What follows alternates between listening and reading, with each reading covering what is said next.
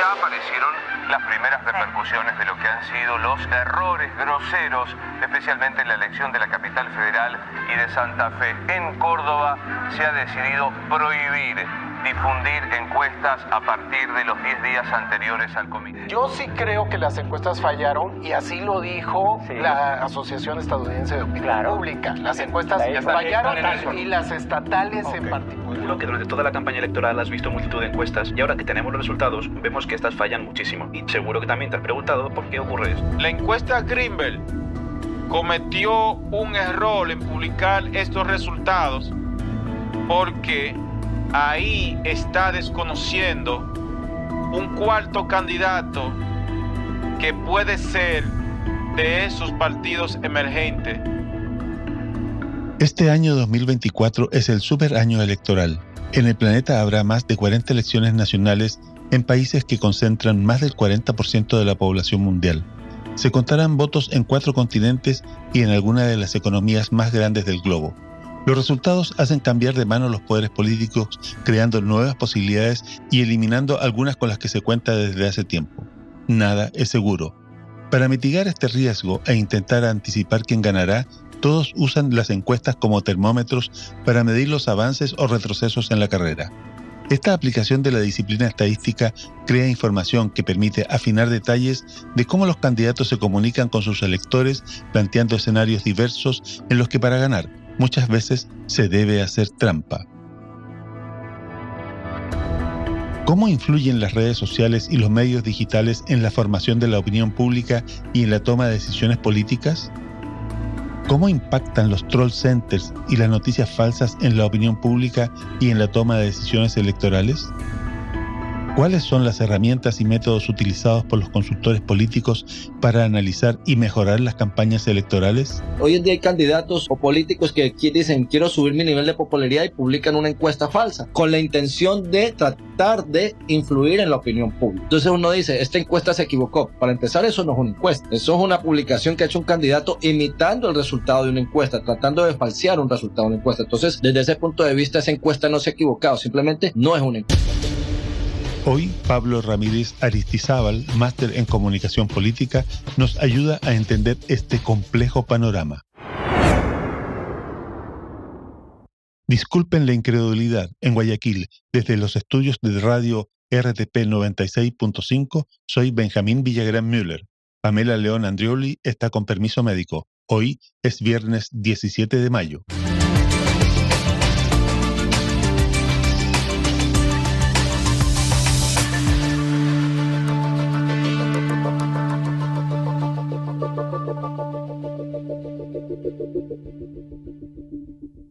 Estamos con Pablo Ramírez Aristizábal. Hoy día vamos a conversar sobre la importancia de las encuestas de opinión, cómo nos afectan sin nosotros saberlo. Que hay alguien que las elabora, alguien que las lee, y nosotros apenas nos enteramos de que eso ocurre, porque muy pocos de nosotros estamos leyendo encuestas de opinión. Cuando yo estudié en la universidad, mi profesor de estadística me dijo que habían grandes mentiras, pequeñas mentiras y estadísticas. ¿Cómo entra eso aquí, Pablo? ¿Las estadísticas son efectivamente unas mentiras cuantificadas? No son unas mentiras. La estadística es una ciencia y como todas las ciencias tiene también sus pros y sus limitaciones, o sea, tiene sus ventajas y sus limitaciones.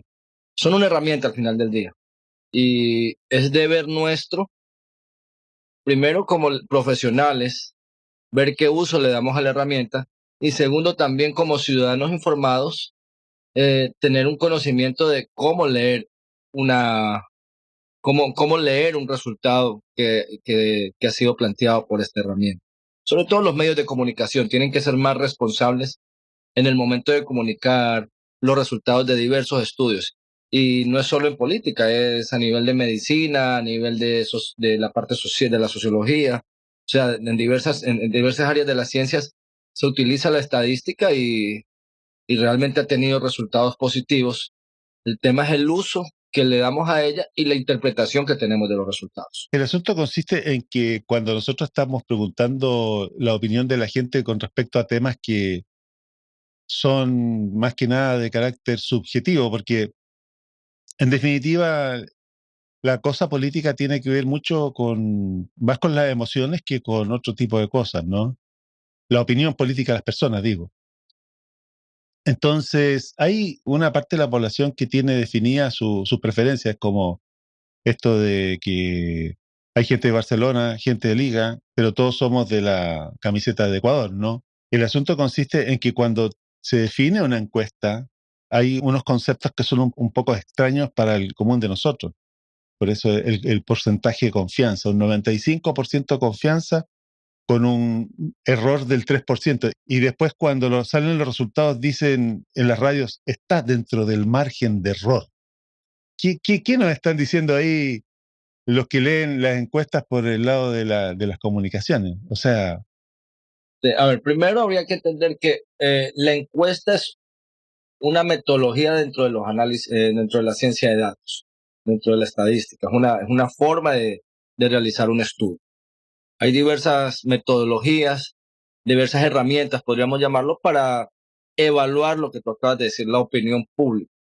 Tenemos estudios cualitativos, dentro de los estudios cualitativos tenemos los grupos focales, que buscan un poco explorar esos insights, esas cuestiones un poco más profundas que no puedes evaluar en una encuesta. Entonces, es importante entender qué te puede arrojar cada estudio, qué resultados te arroja. A una encuesta, cuando quieren decir, estamos midiendo el sentimiento ciudadano, una encuesta es poco probable que te arroje un resultado de eso. Empecemos que la encuesta es cuantitativa, te puede demostrar a través de diversas variables que se están investigando, resultados numéricos, por decirlo de alguna forma, que se pueden cuantificar de una muestra. Entonces, medir un sentimiento a través de esta herramienta es poco probable que sea. Primero, la encuesta también es declarativa, eso es importante tenerlo claro. Yo expreso algo. Entonces, en el momento que lo expreso, lo declaro, hay una serie de filtros que influyen en la respuesta de la persona que está siendo estudiada, del objeto de estudio. Entonces, también influye sobre esto. Todo esto hay que contemplarlo. Y el que tú mencionas, el margen de error, es uno de los varios errores que presentan este tipo de estudios. Presenta muchos más, por si acaso. Una fotografía del momento. Entonces, si te das cuenta, cuando hablan, por ejemplo, de encuestas electorales, en muchas ocasiones se empiezan a hacer estudios 3 meses, 2 meses antes del día de las elecciones. Y los medios y las encuestadoras comienzan a tener un rol, como le llaman, de carrera de caballos, cuál es el candidato ganador. Entonces, en este momento no se contempla, o sea, de pronto los encuestadores lo contemplan, los medios no lo expresan, o los encuestadores tampoco lo expresan con fines comerciales, de una distancia psicológica. ¿Qué quiere decir esta distancia psicológica?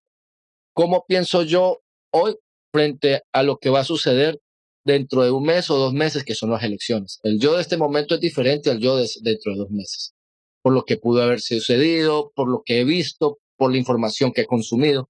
Entonces, mi decisión hoy no va a ser la misma dentro de 2 meses. Entonces, cuando comienzo a hablar de eso, dice, tal candidato o el candidato A tiene el 50% de intención de voto y el candidato B tiene el 40%, el candidato tiene el C tiene el 10%. ¿Qué pasa si en estos 2 meses aparece un candidato nuevo? Eso me mueve los resultados de esta encuesta. O sea, cambia totalmente la dinámica y la forma del estudio. Entonces, cambian los resultados. Y eso hay que contemplarlo. Vimos en una campaña, por lo que pasó de Villavicencio, es un evento que conmociona a la sociedad y eso genera un cambio importante en la opinión pública. Entonces, los estudios previos al asesinato de Villavicencio no demuestran la realidad del día de la elección. Entonces, uno no puede confundirse con eso. Tiene que tener claro que una encuesta, y eso es una de las cosas que se critica en Ecuador, el tiempo de anticipación, el tiempo que hay, que hay una veda electoral, hay un tiempo en que no se pueden publicar encuestas antes del día de las elecciones. Si no recuerdo mal, es 1 semana. Entonces, durante una semana antes de las elecciones no se pueden publicar encuestas.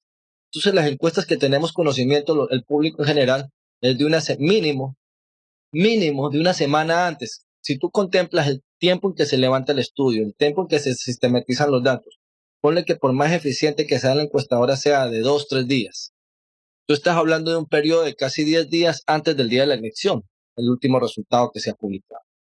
Y en esos 10 días hay un grupo de indecisos, hay acontecimientos, hay información, porque los candidatos no dejan de hacer campaña. Generalmente no se respeta la veda electoral con el objetivo de que el ciudadano medite su voto. No viene información de las redes sociales, seguimos siendo bombardeados por información. Entonces eso puede contribuir a un cambio en la decisión del electorado, en la opinión pública. Y por eso los resultados pueden en ocasiones no coincidir. Mira que digo coincidir y no predecir, por si acaso. No coincidir con los resultados de la última encuesta que hemos estudiado. O sea, para que un resultado de días de anticipación coincida con las elecciones, tiene que darse ciertos factores, como que no hayan grandes cambios o movimientos en la opinión pública o acontecimientos que la muevan para que coincidan estos resultados. Ahora, lo que normalmente uno escucha, por la prensa principalmente, es de que es cierto, o sea, una encuesta es una foto de un momento y ese momento puede cambiar radicalmente porque hubo un hecho que conmocionó la opinión pública y la opinión mayoritaria giró en otro sentido. Ahora, normalmente lo que se habla son de tendencias, ¿no? O sea, tengo una encuesta A, una encuesta B, y en el tiempo van marcando una tendencia de crecimiento o de disminución respecto de, por ejemplo, la aprobación de una persona en un cargo público o el rechazo que genera. Entonces, lo que sí es posible inferir es si la tendencia a través de una campaña electoral, por ejemplo, va a la alza de un determinado candidato o candidata, es posible, hay una posibilidad importante, no voy a decir probabilidad, No, es probabilidad. una posibilidad importante de que esa persona termine la carrera en una posición X o Y. Ahora, el problema consiste en que tú haces los análisis de tendencias y lo que ha ocurrido incluso desde antes de la pandemia es que los resultados finalmente han sido súper diversos, no solamente en Ecuador, esto a nivel terráqueo, en todo el planeta, pero principalmente en Occidente. Han habido sorpresas muy importantes al respecto. Ahora, una de las cosas que he escuchado que se ha planteado al respecto es de que los instrumentos de medición no están midiendo adecuadamente a las nuevas generaciones. O sea, en otras palabras, no sé si son las preguntas que se hacen o la forma en que estas preguntas se hacen o los canales por qué estas preguntas se transmiten al encuestado. En algún punto de la cadena algo pasa, teóricamente, que se obtienen respuestas que no se condicen con la foto que queremos tomar. Esa crítica yo he escuchado, no sé si tú la compartes en alguna proporción, no sé si es válida. Lo primero es que no, cuando uno revisa estudios, como que te comenté hace poco, que revisan las encuestas y los resultados electorales, te das cuenta que el número de encuestas que se equivocan, o sea, que no que se equivocan, el número de encuestas que no predicen el resultado electoral es similar al de años anteriores. Hay otra cosa, percibimos que se equivocan más las encuestas hoy en día, porque hoy en día se publican más, la gente tiene más acceso a los resultados de encuestas, hay mayor difusión de estas, se han vuelto ya un consumo, se han vuelto un producto comunicacional más que un producto de estudio en época de elecciones por parte de los medios. Entonces también al haber tantas, se han multiplicado ciertas encuestadoras que a lo mejor no son muy rígidas con la metodología. Entonces pueden generar ciertos productos que ya no son tan confiables. Entonces hay mucho bluff de encuestas que se crean, que ni siquiera se hacen, sino que se publican resultados para tratar de generar una tendencia. Entonces cada vez vemos ese tipo de cosas. Hoy en día hay candidatos o políticos que dicen quiero subir mi nivel de popularidad y publican una encuesta falsa. con la intención de tratar de influir en la opinión pública. Entonces uno dice, esta encuesta se equivocó. Para empezar, eso no es una encuesta. Eso es una publicación que ha hecho un candidato imitando el resultado de una encuesta, tratando de falsear un resultado de una encuesta. Entonces, desde ese punto de vista, esa encuesta no se ha equivocado, simplemente no es una encuesta. Yo entiendo eso, pero también entiendo de que en el campo este de las encuestas hay como bastantes posibilidades, ¿no? Por la metodología que se emplea, por el tamaño muestral. Hay encuestas que se publican incluso de carácter hasta semanal en algunos países, estimando la popularidad del primer mandatario o su rechazo y de su cuerpo ministerial. Hay encuestas que se hacen a nivel territorial, de forma presencial, siguiendo un sistema de selección al azar, etcétera, etcétera, siguiendo una metodología que entonces, esas se hacen una vez al año, algo así. Y hay otras entre medio que se hacen por teléfono, por internet, en fin. Lo curioso de estas encuestas que tienen estas metodologías tan diversas y que tienen tamaños muestrales tan diversos es que siempre te plantean un porcentaje de error del 3% o el 5%. Y tú dices, wow, se van a equivocar, pero por poquito. ¿Y qué significa eso, digamos? A ver, para empezar, es lo que tú dices un poco. Nosotros estamos haciendo el estudio de un universo, es decir, la población de todo el Ecuador. Hablemos del caso de una elección a presidente. Nuestro universo son las personas que votan y que probablemente van a votar el día de las elecciones. Eso incluye el voto opcional de las personas de 16 hasta los 18 años y el voto obligatorio de 18 hasta 65, creo. Habría que revisarlo. Entonces, hay una obligación del voto. Por ejemplo, ahí tienes una gran diferencia con países como Colombia, Estados Unidos, Inglaterra, donde el voto es optativo. Creo que en Chile también es opcional, no es un voto obligatorio. Estoy confundido. En Chile hace 2 años que se hizo obligatorio, pero estuvo casi 20 años voluntario. Exacto. Entonces, eso contempla otra forma de realizar el estudio. En Ecuador, casi tú vas a alguna casa y las personas que entrevistas tienen que votar. En Chile, en Colombia, tienes que coger el padrón electoral, ver si esta persona se ha registrado para votar, ubicarlo. O sea, es un poco más complejo. Esta diferencia ya de por sí genera un margen de error en la metodología. Porque esa persona te puede decir, es uno de los problemas que presentan las encuestas. Yo te digo, sí, voy a votar en 2 meses, pero sucede que en 2 meses se me dañó el carro, me enfermé y no puedo ir a votar. Y respondí una encuesta. Entonces, en ese sentido, hay un problema de error que se debe contemplar. Lo otro, ¿qué tan representativa es la muestra con la que voy a inferir los resultados? Eso es importante en el estudio. O sea, la muestra debe ser representativa en el universo. En lugares como Ecuador, de pronto encuestar la región amazónica es mucho más complicado que encuestar Guayaquil.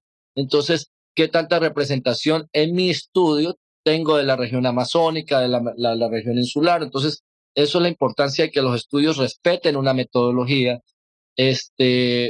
sean rígidos en ese sentido. ¿Por qué? Porque cuando tú dices, hay un nivel de confianza en la encuesta. ¿Y qué significa este nivel de confianza? Que yo cumpliendo con toda la metodología, hay una probabilidad de que la herramienta se equivoque. Y eso te lo reconoce la estadística. Entonces te dicen, el margen de error es del 5%. Para empezar, ninguna encuesta tiene un margen de error general. El margen de error viene dado por cada una de las preguntas y tiene una serie de variables que te dan ese margen de error. Pero a nivel comercial se dice, sí, si la población es de aproximadamente 385, 384 y el universo es infinito, el margen de error es de más o menos el 5%. ¿Qué significa eso? Que si la intención de voto es el 30%, puede estar entre 25 a 35% ese resultado. O sea, es bastante amplio. No sé si me expliqué bien en ese sentido. O sea, entonces, si te das cuenta, son casi 10 puntos en los que puede acertar mi resultado. No es 5, es más o menos. Acuérdate que los que escuchamos acá somos casi todos neófitos, ¿no? Entonces, estamos con ánimo de aprender. Hay una cosa que pocas veces se trasluce cuando los medios de comunicación transmiten los resultados de la encuesta A, B o Z, ¿no? Y es que es el tamaño muestral. Y en referencia al universo que están tratando de detectar. Entonces, ¿cómo se determina esto del tamaño muestral? Para eso, no, hay una fórmula que te indica, dependiendo del tamaño de la muestra y dependiendo dependiendo del tamaño del universo, pero el universo a cierto grado se vuelve infinito, o sea, ya no, varía muy poco. Creo que es a partir de, si no me equivoco, 300.000, no recuerdo el dato ahorita, pero hay un número que si la población es mayor que ese número, se considera infinito para fines prácticos. Entonces, influye el tamaño del universo. También influye el tamaño de la muestra. La muestra, al ser más grande, el margen de error es menor. Pero también yo defino el nivel de confianza que tiene mi estudio, que es el otro valor que te decía. O sea, ¿qué probabilidad hay de que mi estudio se equivoque? Entonces digo, no, hay un 90% de probabilidad que mi estudio acierte, un 95% que acierte, un 99% que acierte. Esos son los valores que más o menos generalmente se manejan. Ese es diferente, es aparte del margen de error. Este está hablando de qué probabilidad hay qué probabilidad hay de que mi error no se equivoque en los resultados. A eso súmale el margen de error de la pregunta o de la variable que se está estudiando, que te dice, mi respuesta está dentro de este margen de error. ¿Qué quiere decir? Está dentro de un rango, no es una respuesta exacta. Por eso cuando te dicen, el 30% de los ecuatorianos aprueba la gestión de X gobernante con un margen de error del 5%. Entonces, si te están diciendo que es el 30%, lo que te están diciendo es que la respuesta tuya está en un rango dentro del 25 al 30%, al 35%. Entonces es bastante, o sea, no te está diciendo es el 30, no. Mi respuesta cae entre el 25 al 30% con una posibilidad del 90%, o sea, son varios números. Realmente la estadística es compleja en ese sentido. Cuando los medios de comunicación masiva transmiten la noticia del resultado de una encuesta tal o cual, lo hacen en forma absolutamente simplificada, ¿no? No hacen estos resguardos, o sea, no lo dicen. Ellos dicen a lo máximo, dicen, esta encuesta tiene un 95% de confianza con un 3% de error. Y para de contar, no dicen mayor cosa. No hablan de la metodología ni mucho más. Es que, perdón, yo creo que eso es uno de los asuntos que se debería subsanar en esta publicación. O sea, realmente los medios deben ser más responsables en cómo comunican los resultados de un estudio. Tienen un grado de responsabilidad. Un tema es la falta de proyecto de conocimiento por parte del periodista que los comunica. Debería tener más claro qué significan estos resultados para poderlos comunicar. Y también tiene el trabajo el comunicador. Desgraciadamente no lo hace el investigador, que también debería hacerlo, en hacer de alguna manera más fácil a la ciudadanía entender o a la población en general entender estos datos. Porque Kahneman, Kahneman es un psicólogo que ganó el Premio Nobel de Economía, habla de eso, de que no tenemos un pensamiento estadístico. Nuestro pensamiento no va por ese lado, funciona de otra forma. Entonces es difícil interpretar estos datos. Entonces tenemos que hacer un esfuerzo para que la mayoría de personas que no están relacionadas con este tipo de metodologías logren por lo menos no entender la metodología, sino entender los resultados un poco. Yo conduzco un carro, no entiendo cómo funciona el motor, pero sé cómo manejar. Entonces, hay una responsabilidad por parte de los investigadores y por parte de los comunicadores de que esta información llegue de una manera comprensible al ciudadano y no convertirla simplemente en un producto comunicacional que genere noticias. Hay una suerte de confianza que uno puede tener por quién es el que hace la investigación, por quién hace la encuesta, el proceso, ¿no es cierto?, de hacer la consulta a la población. Normalmente los países, los estados tienen sus institutos nacionales de estadísticas respectivos y hay algunos países que hacen estas encuestas de opinión, de satisfacción, encuestas de valoración de las autoridades de cargo electo. No sé si acá en Ecuador existe eso, si es que el Instituto de Estadísticas del Ecuador está generando estas encuestas y valorando a las autoridades de acuerdo a una matriz más o menos fija y con una metodología confiable y reconocida por todos. No, el INEC no hace eso y creo yo, no te lo puedo asegurar, pero creo yo que es por un tema de de respeto a la metodología. O sea, no es posible que un gobierno, porque el INEC sería una institución del gobierno, envíe personal del gobierno a hacer una encuesta, porque es evidente que va a haber un sesgo en la respuesta.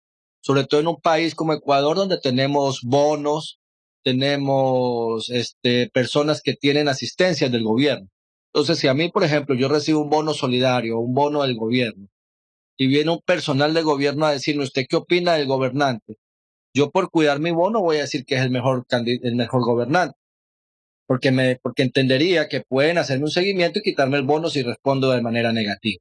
Entonces, eso es importante entender. O sea, quien realiza la encuesta genera un sesgo dependiendo del tipo de estudio que se esté realizando.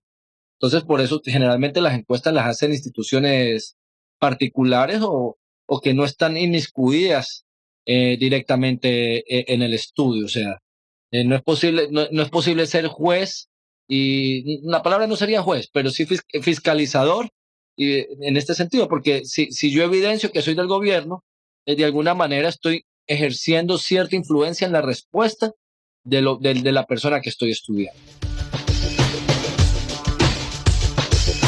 Estás escuchando Disculpen la Incredulidad, el podcast original de RTP 96.5 en Guayaquil.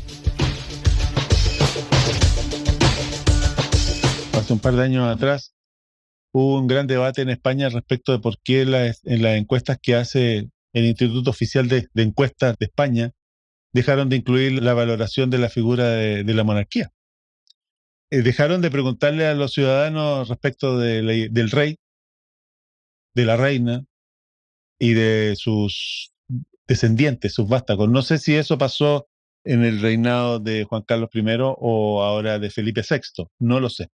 Pero sí hubo un gran debate y no se han repuesto las preguntas y el Estado español sigue haciendo su encuesta, no sé si de satisfacción, pero es muy reconocida esa encuesta y en los medios de comunicación allá, cada vez que salen los resultados, se comentan, ¿no? Sin considerar de que tiene sesgos. Claro, lo que pasa es que también puede haber un tema, o sea, ahí son varias cosas. Una es el sesgo, el dos, que de pronto la autoridad no le interese que se tenga conocimiento de cuál es su percepción de su gestión. O sea, si veo que es negativo y no me interesa, puedo tomar esa opción. Por eso no es bueno que lo haga la misma institución en Colombia y en otro país, creo que Perú. Existen fundaciones donde trabajan, por ejemplo, los medios de comunicación, la universidad, y ciertos empresarios privados que financian de alguna manera, auspician una fundación que se llama Ciudad Como Vamos. Entonces, ¿qué hace esta fundación Ciudad Como Vamos? Evalúa la gestión de los gobernantes de los municipios en calidad, en cómo están los servicios básicos de la ciudad, cómo está el transporte público, cómo perciben al gobernante, perdón, y emiten un informe sobre esta evaluación ciudadana, pero no lo hace el gobernante, lo hace esta fundación. Entonces, hay un poco más de transparencia. Y es interesante con lo que tú decías hace un rato, cómo se miden los nuevos públicos, cómo los hacemos partícipes del estudio, si consideramos que la encuesta tradicional no los incluye. Entonces, esta fundación ha migrado un poco de la encuesta cara a cara o que se realiza en los hogares a las encuestas digitales. Entonces, hay una discusión entre el tema de la investigación sobre que la encuesta digital toma un universo que no es probabilístico, o sea, no es aleatorio. Se levantan paneles. Yo como encuestador digital selecciono personas, 100, 500, 2,000 personas. Y después esas 2,000 personas son como una especie de universo para mí, y sobre esas hago una encuesta a 500 personas, encuesto sobre un tema. Entonces, los encuestadores digitales dicen lo siguiente.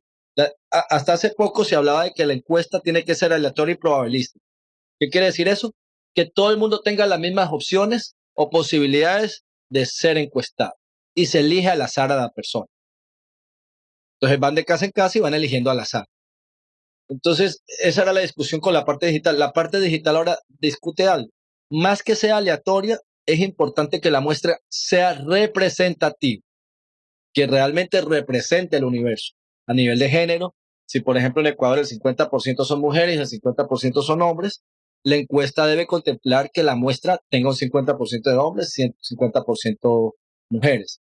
Mantener los rangos de edades y lo que hablábamos hace poco, la distribución geográfica, o sea, elegir ciertas variables, ciertas categorías que permiten que mi muestra represente al universo. Eso es un tema muy importante en los estudios. Entonces, vimos el caso de una encuesta digital en las últimas elecciones a presidente que coincidieron sus resultados con los de las elecciones. O sea, ¿qué quiere decir esto? Que su muestra de alguna manera tiene que haber sido representativa. Yo estimo eso. No importa si fue de panel, no importa si fue aleatoria, pero su muestra fue representativa y por eso pudo conseguir los resultados. Esa es una discusión que tienen ahorita las encuestas digitales con la lugar. Pero, por ejemplo, la encuesta digital puede presentar otras ventajas. El teléfono móvil es mucho más personal que un encuestador. Yo puedo ser más honesto con mi teléfono móvil con un encuestador. Tengo menos prejuicios en responder algo. Y eso influye entonces en cómo doy mis respuestas. Puedo ser más honesto en mis respuestas con el teléfono móvil que con un encuestador presente. Tengo menos presión social en ese sentido. Entonces las metodologías van caminando poco a poco a ir subsanando estos errores y mejorando los estudios. Siempre, como te decía, van a presentar errores. Lo importante es expresar estas limitaciones. Que el ciudadano poco a poco también los vaya comprendiendo. Entonces creo que vamos madurando. Yo trabajé en su momento con Oscar Lombana, que fue asesor de León Flores Cordero, cuando estuvo en la campaña o sea, no trabajé en esa época, muchos años después yo trabajé en Cali con él, pero por ejemplo era sorprendente que León Flores Cordero fue uno de los primeros candidatos en utilizar encuestas y tuvo que traer una empresa colombiana en ese momento. Entonces, eso era muy abstracto, era casi magia, no lo digamos magia, pero era una herramienta muy poco conocida en el medio. Hoy en día estamos hablando de que vienen las elecciones y salen 10 encuestas. O sea, cómo evoluciona, cómo cambia la publicación de estos resultados. Yo creo que las encuestas hay que entenderlas. ¿Qué estoy estudiando?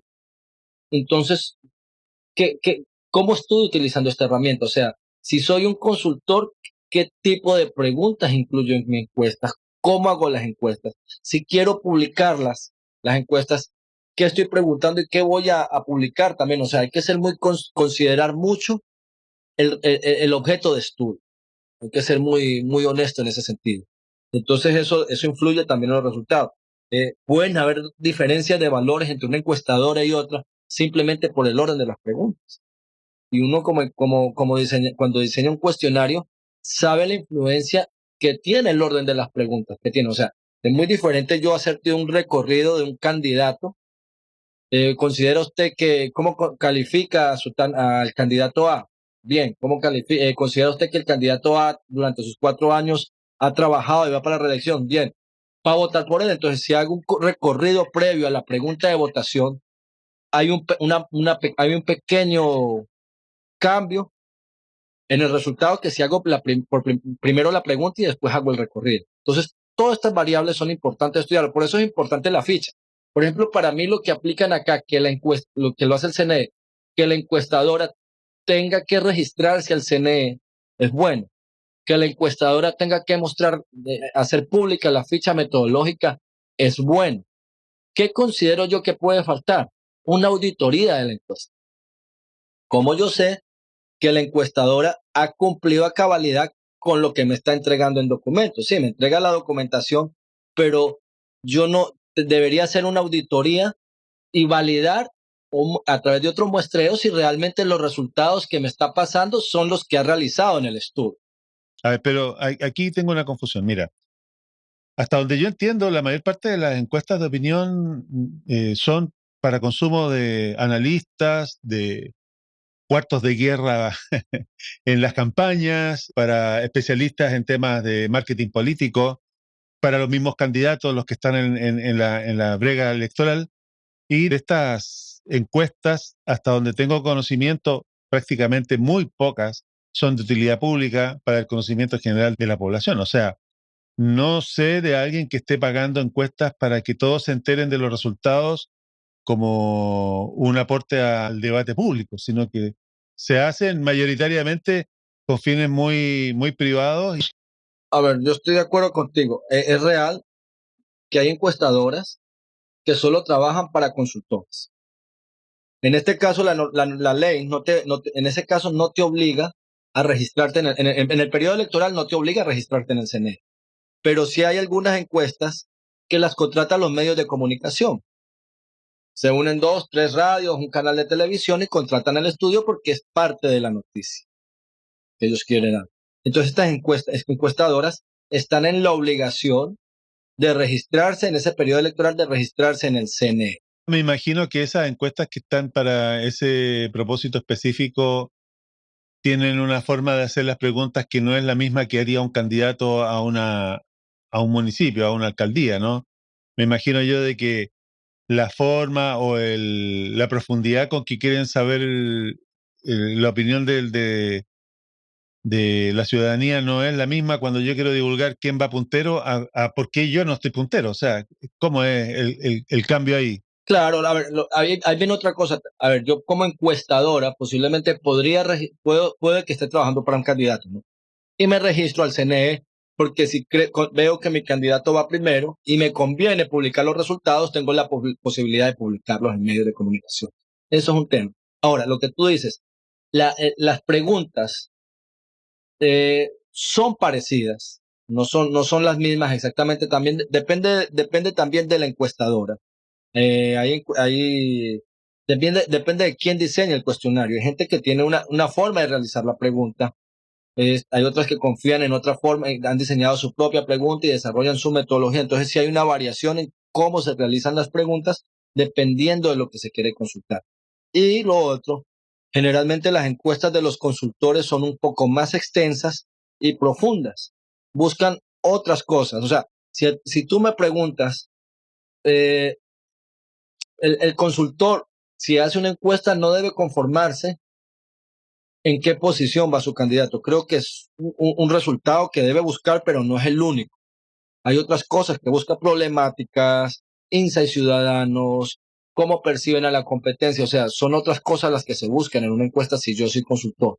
De pronto, para medio de comunicación, lo que me interesa es la percepción de los candidatos y por quién va a votar el ciudadano. Entonces, los resultados que requiere cada uno de estos actores pueden ser diferentes.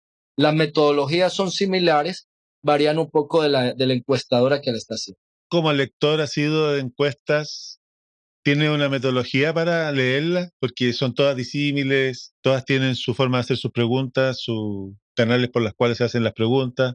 ¿Hay alguna forma que tú hayas desarrollado para poder sacar el oro y dejar la arena atrás? O sea, yo lo único que uno va entendiendo al final es lo que te digo, entender la limitación. O sea, si por ejemplo te dicen el margen de error es del 5% y el primer candidato está en el 30% y el segundo está en el 28%, tú de default, de cajón, entiendes que hay un empate técnico. O sea, sabes que no hay un primer, y eso lo tienes que es un poco lo que tiene que decir el medio al ciudadano. O sea, el medio no debe caer en el juego de decir, va primero el candidato A con el 30 y el segundo con el 28 y te está diciendo que hay un margen de error del 5%. O sea, tiene que cuidarse en eso. Otra cosa, es importante, por ejemplo, entender el número de indecisos. Si el número de indecisos es muy alto, tú debes de entender que los resultados que te están arrojando tienen un margen de error mucho más alto.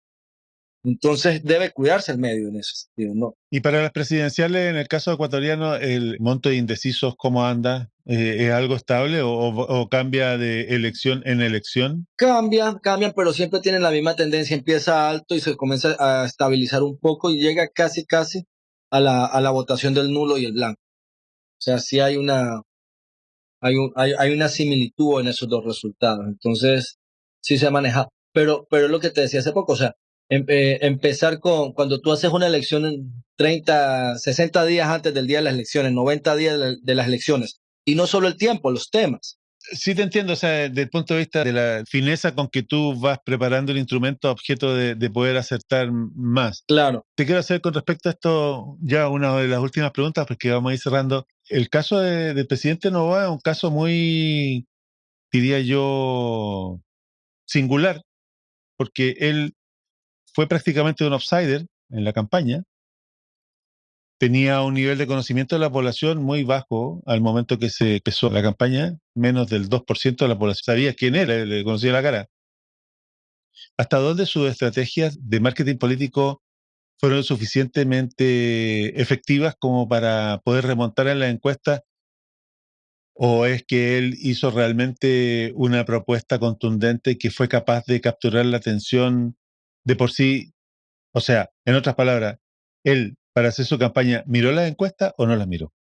No, yo considero que los asesores de campaña, los consultores de él, tienen que haber visto las encuestas, ellos tenían conocimiento de las encuestas, o sea, eso lo conocían, tienen que haber revisado temas. Lo que pasa es que, a ver, es un poco lo que te digo, ellos no solo revisan encuestas, grupos focales, big data, y hay unos temas, o sea, son muchos los estudios que se pueden hacer para ir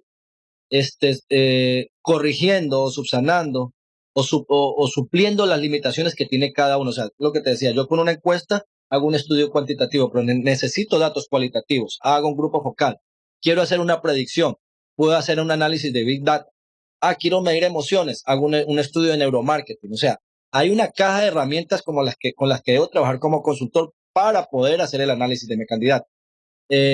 Yo creo que él tiene que haber revisado encuestas. Yo ahí tengo ciertas discrepancias. Primero, el nivel del conocimiento del, si bien es cierto, como Novoa era en teoría, no recuerdo si era bajo, pero su padre era bastante conocido y hay un tema de asociación, una imagen asociada. Esto pasa, por ejemplo, a nivel de elecciones. Yo siempre discuto, tengo mis dudas sobre esto. Como ciudadanos no tenemos claras las variables con las que podemos evaluar a un candidato para que sea nuestro gobernante. Y eso es complejo en la toma de decisión del modo. O sea, yo lo evalúo a Daniel Noboa en base a qué, en lo poco que lo conozco, por cómo ha sido su empresa, cómo ha sido su padre, por cómo lo veo, la primera impresión, qué me ha puesto en las redes sociales, pero no necesariamente esos son los atributos o las variables que necesito para que él sea un buen gobernante. Hay un juego de azar en ese sentido, una apuesta del ciudadano en decir, sí, yo asocio ciertas variables que conozco para pensando que él puede ser un buen gobernante.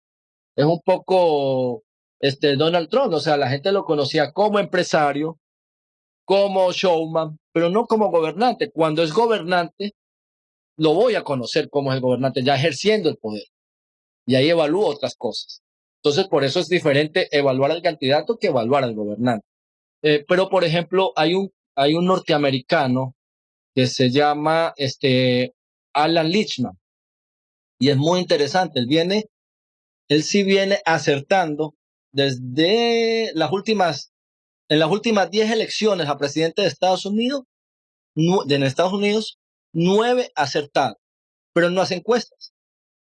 Él tiene 13 claves o llaves que le llama a él, que las califica como positivo o negativo, positivo o negativo.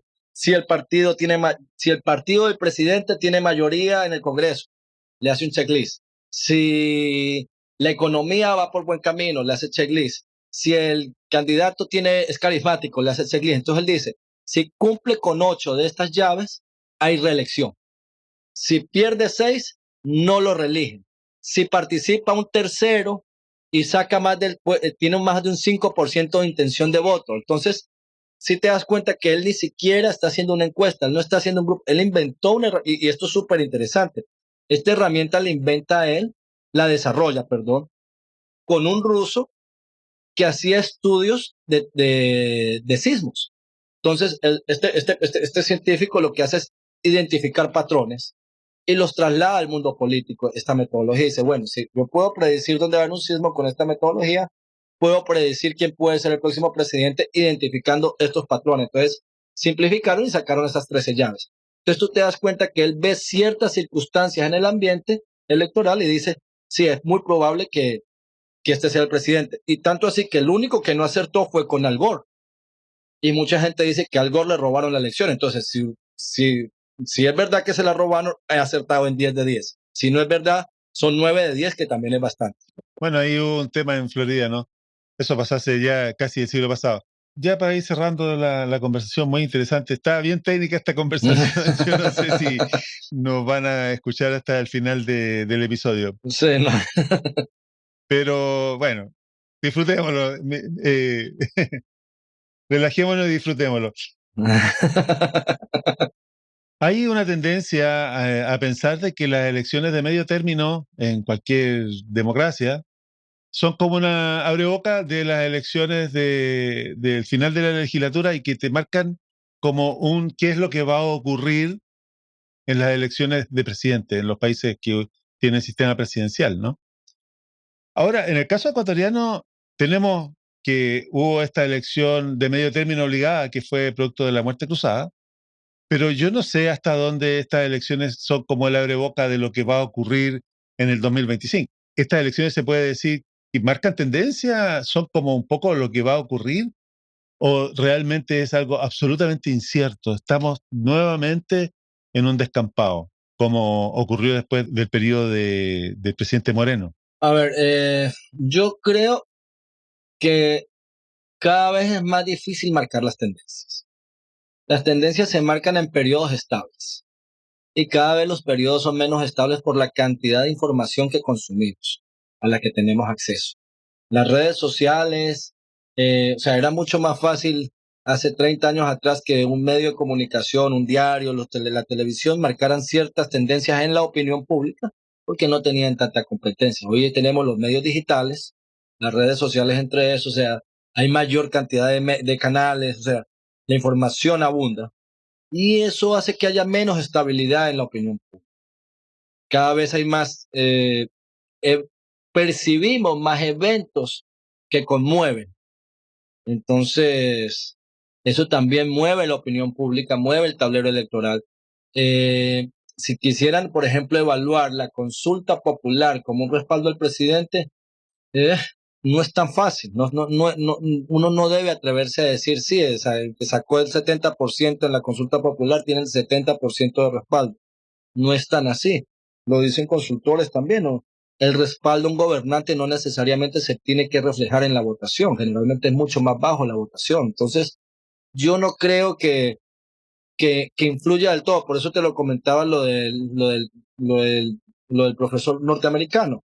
Él evalúa 13 llaves, o sea, y todas están interconectadas de alguna manera. Entonces, evaluar una sola variable, catalogar algo en base a una sola variable es complejo.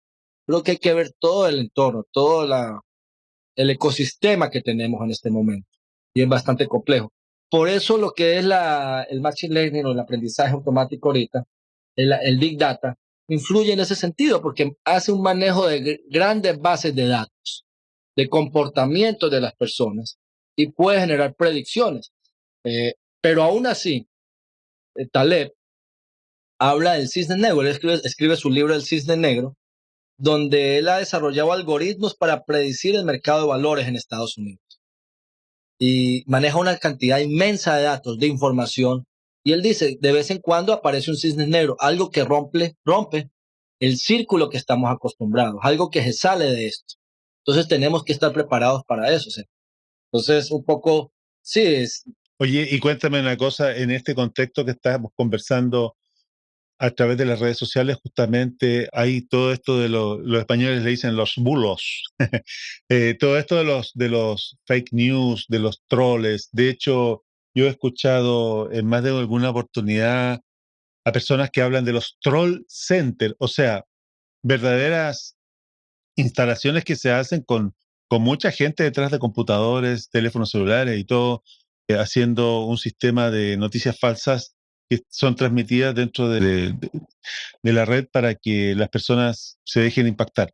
No sé hasta qué punto esto tiene un efecto, pero cuando tú haces una encuesta de opinión, ¿tomas en consideración el efecto de esta contaminación informativa o es imposible medir el error que nos va a generar eso? a ver, la encuesta mide el impacto que ha tenido el impacto que han tenido todas estas actividades comunicacionales en la persona. Porque tú le estás preguntando cómo califica el gobernante. Y si existe, o sea, a ver, lo planteo de la siguiente forma mejor. Los troll centers o las redes sociales tienen un efecto sobre la opinión del ciudadano. Facebook, hace 15 años atrás, hizo un experimento muy poco ético en Bolivia. Fue muy criticado por eso. O sea, hicieron ciertas publicaciones en la población para ver estas publicaciones cómo impactaban en el estado emocional. ¿Qué es lo que criticaron? Que los bolivianos en un lugar no fueron avisados de que estaban siendo parte de este estudio. Pero el estudio demostró que las imágenes que publicaban tenían impacto en la emoción. Entonces, si tiene impacto en la emoción, por ende, tiene impacto en las decisiones que tienen estas personas. En base a tu expertise de un consumidor profesional de encuestas y de este tipo de información, de opinión, en tu experiencia, ¿qué tanto están impactando estos troll centers en la forma en que las personas toman sus decisiones con respecto al asunto de la cosa pública? Pero ¿me puedes cuantificar el impacto del 5 al 30, del 50 al 60? No, tiene un impacto y es que depende, no te lo puedo cuantificar. ¿Por qué? Porque depende del tema, depende del momento, depende de las circunstancias. O sea, hay que medir el momento también. O sea, en un momento que no es electoral, tiene una actividad que no es solamente troll center, son varias cosas las que se integran ahí. Ese impacto comunicacional es diferente en momentos de elecciones, cuando está polarizado el ambiente político. Ahorita yo no soy tan de un partido como podría ser de otro. Cuando empiezan las elecciones, hay cierta tendencia a tomar un lineamiento. Entonces, una de las características que tenemos las personas es a reafirmar nuestras posiciones, nuestras ideas. Entonces, eso pasa en las redes sociales bastante. Comienzo a consumir información que reafirma mis conocimientos, mis creencias. Por eso hay tanta polarización en tema político, en tema religioso. Entonces, y eso comienza a generar un bucle de alimentar ese sentimiento. O sea, en el caso de Trump lo vimos, como ciertos movimientos en las redes sociales alimentaban ese sentimiento antimigración. Entonces comienza, y hay varios factores que influyen ahí. Uno, el de que estoy reafirmando mi creencia. Entonces consumo eso y lo defiendo con más vehemencia. Dos, me reconocen otros en esa posición y yo reconozco a los otros. Entonces consolido ese grupo, esa comunidad. Por eso lo llaman en redes sociales comunidad, porque hay un sentido de pertenencia a una causa. Y eso se comienza a reafirmar. Y poco a poco comienza a crecer. Entonces, también tenemos el tema de la presión social, el efecto de rebaño, o sea, de creer, cuando estoy indeciso frente a un tema, tengo una tendencia a creer en lo que creen la mayoría.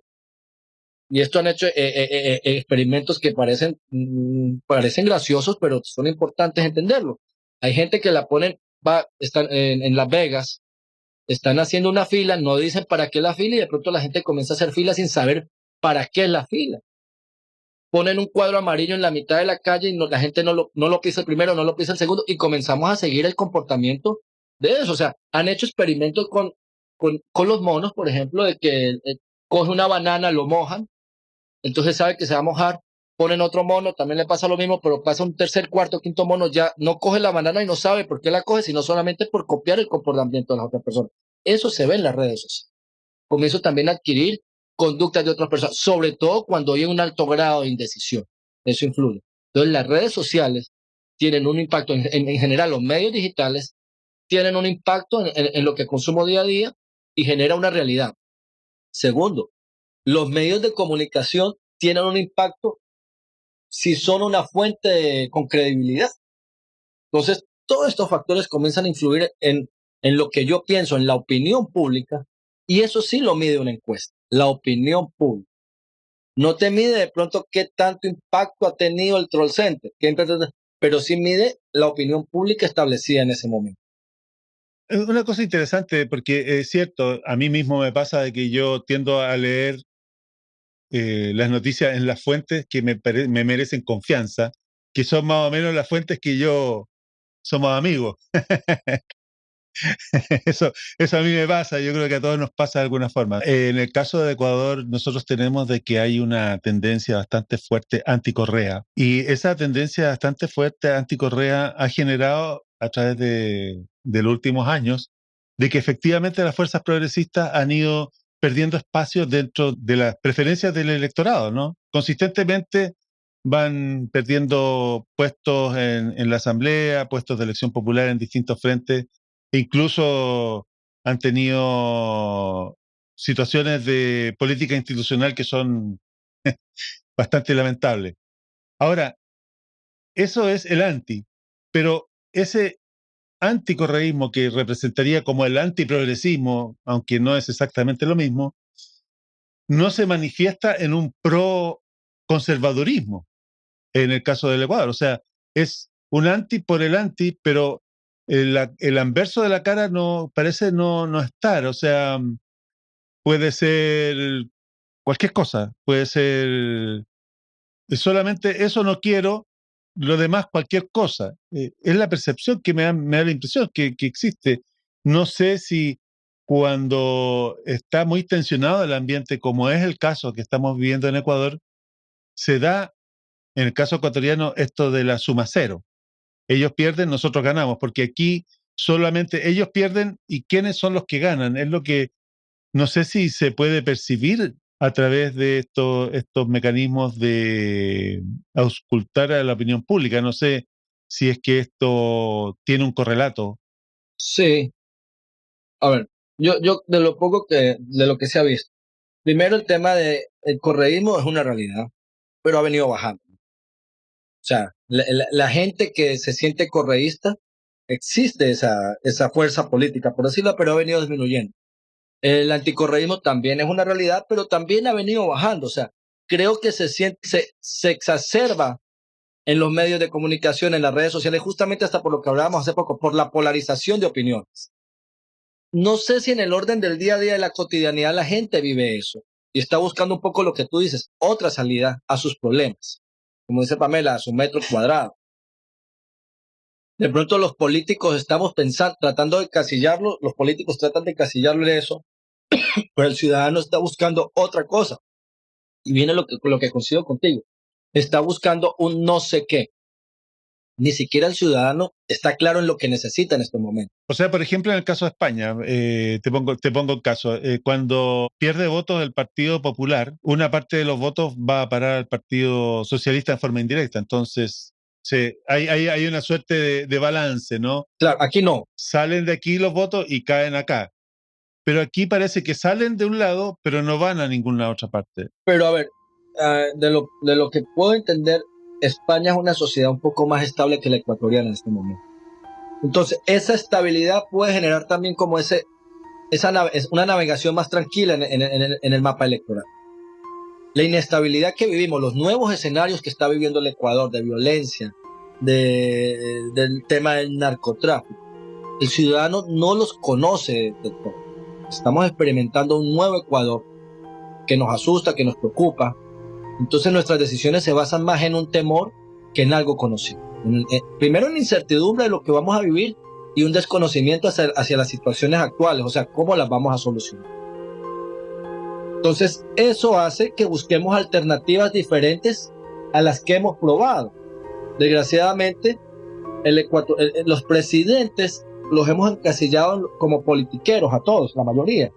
Y a todo lo que conocemos como político lo encasillamos con el pasado de alguna forma. Como han sido de alguna manera alternativas que no nos han solucionado los problemas. Y por eso podemos estar en la búsqueda de algo nuevo y creo que el elector ni siquiera sabe exactamente qué es lo que quiere. Y por eso yo te decía hace poco, es importante que uno como elector pueda evaluar variables que me permitan elegir un buen gobernante.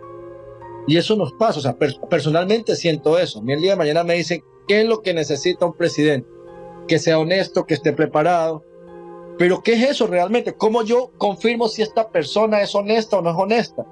Conozco su trayectoria profesional, Y puede ser que como profesional en la parte privada haya sido honesto. No sé cómo lo vaya a hacer en la parte pública si es la primera vez que ocupa un cargo público. Entonces hay una asociación de una idea a algo que no conozco. Es lo que pasa con las marcas. Yo compro un vehículo marca Chevrolet y más o menos conozco la marca, si es buena, es mala, y eso lo asocio, esos valores, esos atributos a este producto. Entonces, por ejemplo, en el caso lo vuelvo a poner, o sea, en el caso, por ejemplo, de Trump, sé que era un empresario exitoso, que había hecho fortuna, entonces yo puedo asociar estos símbolos de triunfo a que es un hombre que puede triunfar en el sector público. Entonces, porque no conozco más de él. Entonces tengo que llenar esos vacíos. El cerebro trata de llenar esos vacíos. Al cerebro no le gusta la incertidumbre y no tener respuestas sobre algo, no le gusta. Entonces siempre buscamos una excusa, una justificación a lo que no conocemos. Entonces en este caso dice, ¿por qué es un buen candidato? No, es que es un buen deportista. Tiene que ver el deporte con el ejercicio de gobernar. Pero entonces atribuyo los valores de que era disciplinado y que era reconocido a que puede ser un buen gobernante, cuando en ocasiones no tiene nada que ver lo uno con lo otro. Pero mi falta de conocimiento hace que mi elección se encamine un poco por ahí, porque no conozco más, y es de pronto al candidato que mejor conozco. De los otros no conozco nada o conozco cosas muy malas que no quisieran que yo. Bueno, Pablo, ha sido una cátedra. Te agradezco enormemente la comparecencia. Espero de que en el futuro Pamela en persona te pueda entrevistar para ir analizando cómo van esos resultados, porque ya mismo son elecciones nuevamente y nos va a interesar saber qué es lo que se está moviendo ahí, ¿no? Así que eso. Listo. Gracias a ti, Benjamín. Gusto. Igualmente.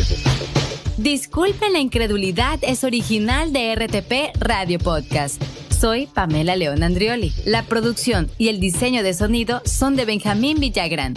Escucha todos nuestros episodios en infograma.net o en tu plataforma favorita de podcast. Nos encontramos el próximo viernes en otra entrega.